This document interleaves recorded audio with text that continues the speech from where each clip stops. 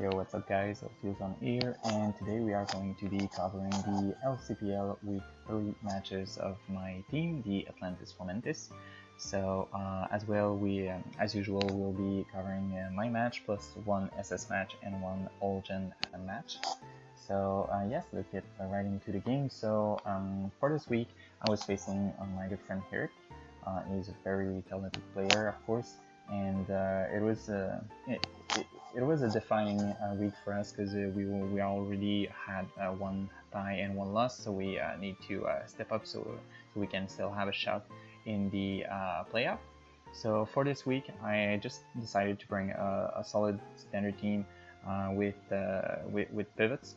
I didn't really know what to expect from Eric, since he can bring very different builds, and he has also very good ideas when it comes to team buildings. So if we look at the matchup, I had my standard Nianfu Natu core alongside with the defensive Larvesta and Stario to spin.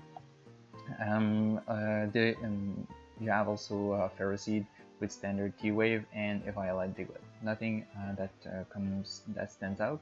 On the opposing side, we have a pretty offensive team with the double fighting core, Fight Slam, probably Scarf Ninfu, as we can assume, the T-Punch or Ice Punch Timber, and as well, we don't know what the Mudbray can be. It can be Scarf with double Eviolite fighting types. It can be Sub-Berry Juice. It can be as well, you have the Restock set, which is not very common, but still. And on the other, also you have the rookie that can be either Life Orb or even Life Orb or Eviolite. So we'll get into the game. So my plan will be, of course, to try to spread burn as much as possible, because you got 5 physical attackers. Marini can be trapped somehow by Diglett, which will not be that hard, but Herrick is good, so it will not let me trap it for free. So we'll get into the game. I'm gonna lead with my Mianfu, because I want to see how Herrick will react with it. If he leads with Mianfu, it tells me that it's probably not Scarf. If he leads with Mudbray, as we see here, it's probably that Mudbray isn't Scarf as well. So we'll see here that I just straight up knock, because it's pretty free for me. I'll be going for the U-turn. My Ferroseed is pretty free on that. I'm gonna go for the knock, which is okay. So I'm gonna go with the T-Way, for the rocks, because it's pretty useful along the game. I'm gonna stay on the knock, predicting him to just go for the knock on the Larvesta. Unfortunately, I missed the T-Wave, but I'm gonna go straight to Larvesta and get the burn on the first try, which we can assume that it's better for me, because as we will see here, it will double knock, predicting me to switch with the U-turn, and we see that it's Iron Fist, so the damage are halved. So I was tempted to just U-turn on that point, but it was risky for me to U-turn and getting something else knocked. So here I can comfortably go onto my Natu. Eric is going to be aggressive and stay on my U-turn, which is very good for them. But I have my Larvesta that is pretty free. I can Morning Sun pretty easily. And now we still don't know what is the set of Mudbray. It's fair to assume that it's Sub-Berry Juice, but you don't know. So my Natu was never the play. My Larvesta was not even the play as well, because you got Rock Tomb, you got Rock Slide, that were some obvious play. And as well, I have a defensive Staryu, so I can take pretty comfortably any attacks that is not EQ. So I can scare him with the Scald and fish for a burn. So we'll see that Rookie comes in, gets lucky, no burn, but that's okay. I have my Larvesta that is always free, fish for another burn. Unfortunately, I don't get it, but not the end of the world. Now just to make things a little bit different and also not fall into a repetitive cycle. I go into Mianfu, get the Rock Tongue, which is okay. It allows me to have the slow U-turn into my Staryu. So I can go there, fish for another Scald. So yeah, I think he goes to Marini, yeah. So he goes to Marini, which is okay. So I will not get the burn, which is fine. The end of the world. I'm gonna go for another Scald, predicting him to switch into predicting my Ferroseed to come. Two more Scald, no burn, but well, that's okay. I'm gonna recover pretty comfortably here. And now here I make a questionable play, because at that point Mianfu not getting on the field at turn 20 it's obvious that it's Scarf. So when you run Scarf Mianfu, you have HJK, knock, U-turn, and the fourth move is it's up to you. So you can have close combat, you can have poison jab when the fairies were played. Not anymore, but still you can. But you can also have Stone Edge, and yeah, he got me pretty hard on that, and that is a point that that Kitter and DVS told me after the game. It was pretty obvious that Mianfu is never gonna HJK into a 2 resist, so which are Larvesta and Natu.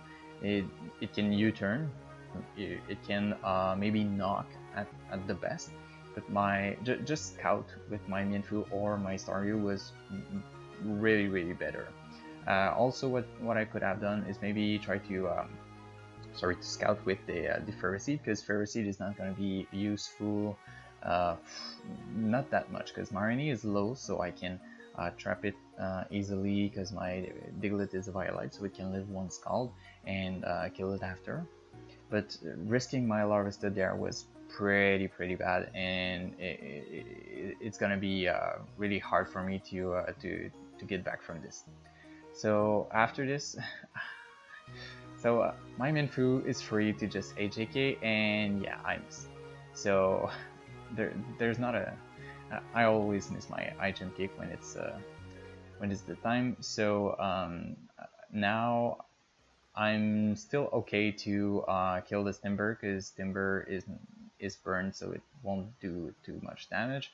But Grookey is free. You see now that I don't have the switch in that I had before, so I'm gonna need to pivot to try to pivot and keep as much as possible as momentum.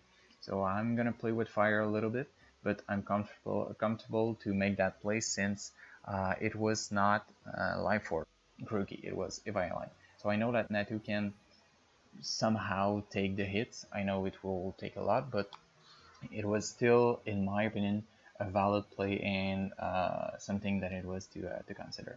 So Natu will be able to Heat Wave very easily. There goes down the pawn.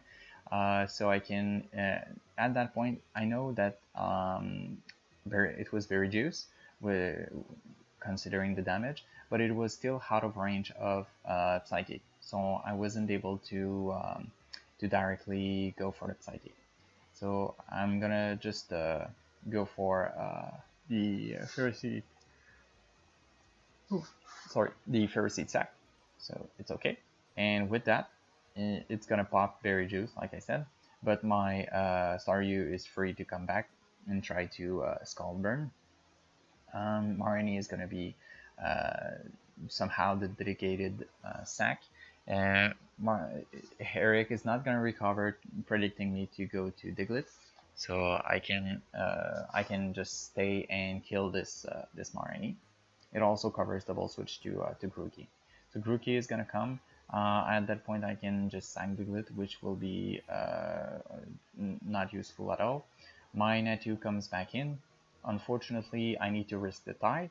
I win it, which is pretty fire for me, because if I lost the tie, I would have been left at maybe 30% approximately. So after it, he probably could have gone to Mianfu to go for the knock.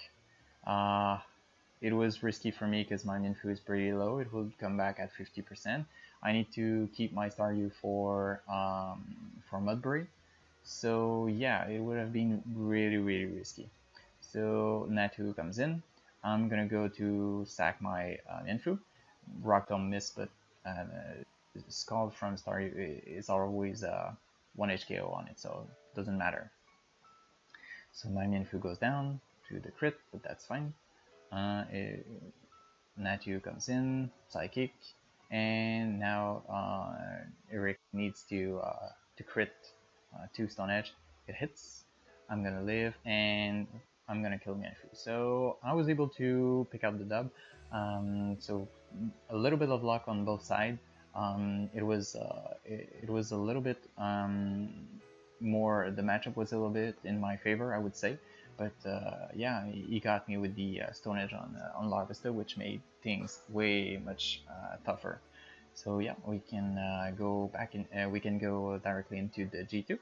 So G2 will be between Shrug and Danny. Obviously, two very good player. Danny is a well-rounded player that knows pretty much all tiers that he plays. Shrug is more of a LC main.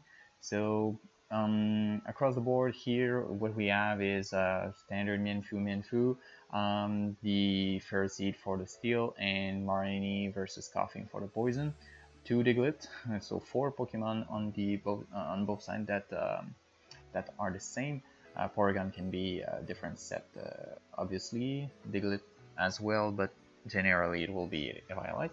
So Natu and Abra for the Psychic, and yeah. So on our side, if I remember correctly, it's Berry Juice, Agility, Porygon, which can be very threatening in the endgame. Natu has a decent matchup. Unfortunately, the Porygon, which is Trace, but that means that our Ferroseed is less treat by it. So we'll get into the game directly. So lead Mianfu versus Mianfu. So fake out won by Shrug. Always nice. Danny is not gonna risk the Violet of his Mianfu. Knock is pretty free. We can directly U-turn, getting into our Natu. Thief is gonna be revealed by Danny, which makes sense if you directly go to your Coughing to take the knock. That's possible. So U-turn is pretty free for Shrug. At that point, you know that it's Trace Porygon, and that yeah, and that Mianfu HJK is pretty free unless you miss. And that miss is gonna go a long way, because here obviously neutralizing gas is gonna deny the recovery from Mianfu, and Mianfu had a pretty good matchup since it's not Scarf Porygon. It beats 4 Pokemon plus Coughing, which would have been at around 40%. So it was pretty easy for him to just U-turn, getting a 10% chip more, and going into Natu to deny the pain split. So we were on a good spot, but just with this miss, it makes things way much tougher, because Coughing is still Alfie, has still its Violet, and our Mianfu can't regen. So we're gonna try to make it with it. So Diglett is gonna come on the Sludge Bomb, double from Marini into Ferroseed. Unfortunately, it doesn't work as intended. Shrug is gonna stay on the knock, not wanting to die. Danny is gonna go for the double knock. Good play for him. We are going to just roost the damage off. It's okay for that. We're going to U-turn, getting into our Ferroseed. Teleport is gonna be revealed by Danny. Very good tech. Unfortunately, we don't have any switching, because if Danny predicts and he U-turn on the Marini, it just get trapped and we get screwed. So we are gonna stay in, and unfortunately Danny goes for the right prediction. We are gonna lose the fairy seed for the rocks, which are going to be useful but not that much. Yenfu gets a free Danny on that point. Unfortunately, it would have been much more better for Shrug to knock and then into HJK, because Danny is not gonna risk the fairy seed because he doesn't know if Porygon, what can Porygon do. So Porygon is the only thing that prevents sorry, fairy seed is the only thing that prevents Porygon from sweep, unless Porygon is able to stay very healthy. So, and we can see here that it comes back at roughly 64%. So knock into Item Kick was a kill. Unfortunately, we need to U-turn, go into our Natu, getting Sludge Bomb poison. Unfortunately, we lose directly our Natu, which is pretty bad. We're not getting anything from that game. So Porygon getting the kill on the Coughing. Fairy Seed is gonna come back. We are getting T-Waved, and I think that we get paralyzed. No, we get the HJK, which is fine. We are going to go to Marini. They are going to HJK. That's fine. We are going to U-turn on that, but that lets the Abra comes in. We're going to fake out for the damage. Good prediction. We're gonna sack Marini at that point. Unfortunately, Diglett is gonna come. You have the Earthquake, but Porygon is gonna trace the Arnab trap, and it's gonna just come short of to HKO. Rock Slide is not gonna flinch, and we are going to lose our Diglett like that. So we're going there, okay, and we and here, well, I don't know. Shrug is gonna go for the knock, probably predicting, predicting Mienfoo, but I think that at that point you were better to just go for the HJK, because Danny is already pretty much in front. Fairy Seed is still pretty healthy to being able to knock the Porygon and ensure that Mienfoo outspeed and kills. So I think it was useless at that point. You were better to just HJK, or maybe it was intended to knock and to force the Porygon to kill it, and then setting up with Porygon, which could have been a good play. We'll see that we're getting not paralyzed, going to U-turn. Unfortunately, we trace the attack and not the spay attack. Fairy Seed is gonna come back. We are going to getting T-Wave, no Ice Beam Freeze, which could have been nice. We're getting Knock the Berry Juice, Paralyze once, Giga Drain, I think Paralyze 2, Giga Drain, and Paralyze 3, I think. No, yeah, Shrug is just gonna forfeit. Yeah, a very unfortunate game, but you know, it happens. So we're going to it was well played by Danny overall. Maybe just a little bit of bad luck from Shrug and some points that we can maybe improve. So we'll go to the third game, which will be the Horas between Goblin and Hazup. Of course, Hazup is a long timer in the old gens. Goblin knows a little bit as well what he can do. So what we have here is a very hyper offensive team, by Hazup with Sticky Webs. Surskit is the dedicated setter, and after you have the pawn that denies the Defogger. You have also Snivy that can snowball effect the Leaf Storm. Have Onyx, set up rocks, Abra Life Orb, or maybe Sash Ghastly Life Orb, or Berry Juice with sub can be pretty that many sets. Fortunately for us, we have a Poniard that will get the Defiant boost by the Sticky Web, which will be a very good thing. We have the Snubble that can, with the Berry Juice, that can live Abra and threaten it a little bit, and can also intimidate the Onyx. We have Staryu that can try to force some switches because Aesop will be scared of a spin, and Mienfoo Standard Diglett, which can trap. So yeah, not a bad matchup, but not ideal, of course. So we'll see what happens. We'll lead with the Mienfoo into the Surskit. Nothing really major.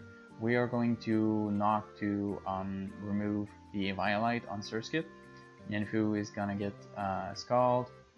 We are going to here. We are going to go to for a U-turn.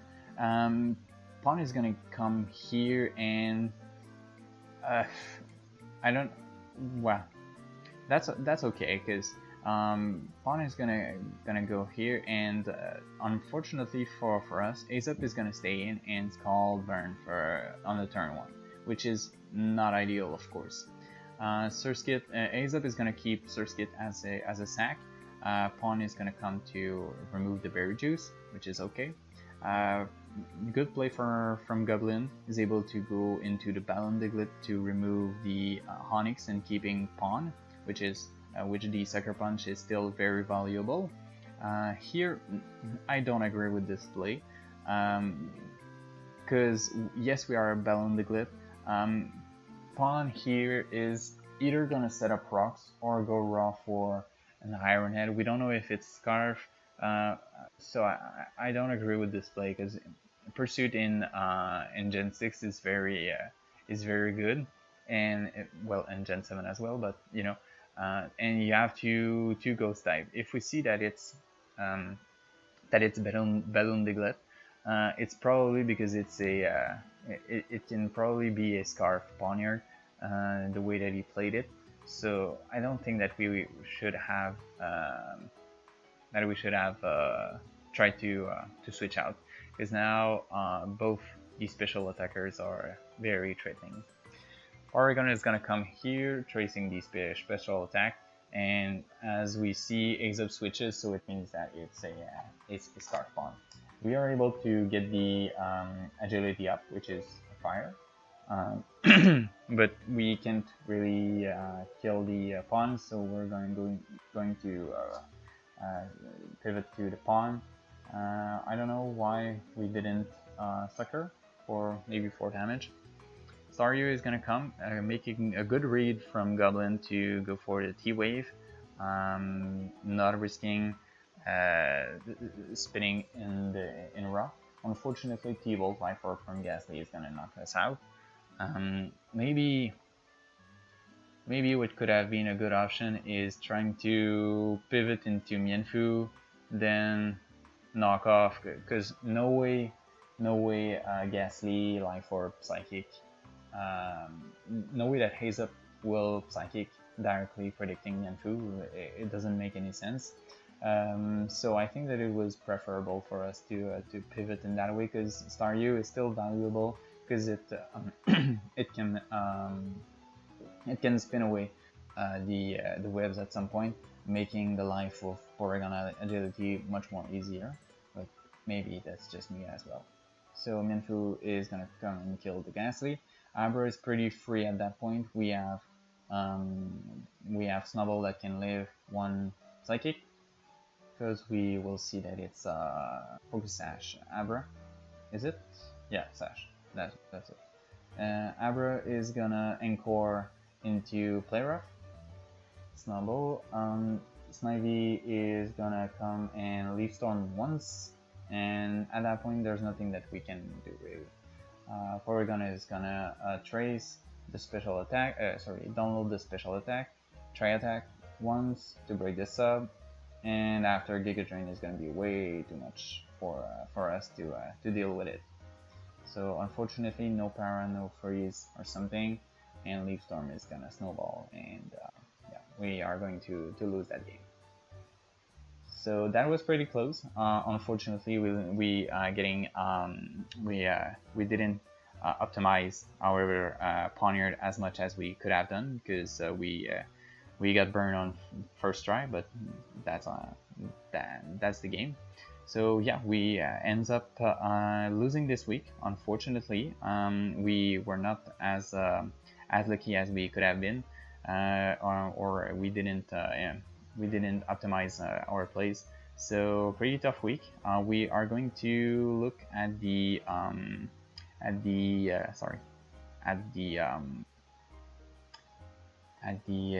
standings, if I can find it.